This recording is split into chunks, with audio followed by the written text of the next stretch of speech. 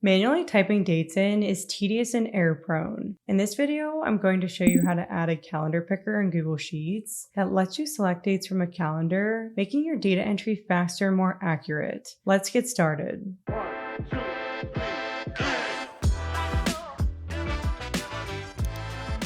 For example, here we have a project timeline that needs completion dates, but who has the time to type out each date over and over? Instead, we can add pop-up calendar pickers that allow you to quickly select dates from a calendar. To add calendar pickers to cells, first we need to select all of the cells that we want to add them to. So I'm going to select the date complete column. Then open the data menu and select data validation to open the validation window. Click add role to add a new role and set the criteria to isValidDate. Hit done to add the new role, and that's it. Now, whenever you double click any of these cells, a mini calendar will pop up, allowing you to quickly select any date with just one click. This is so much easier.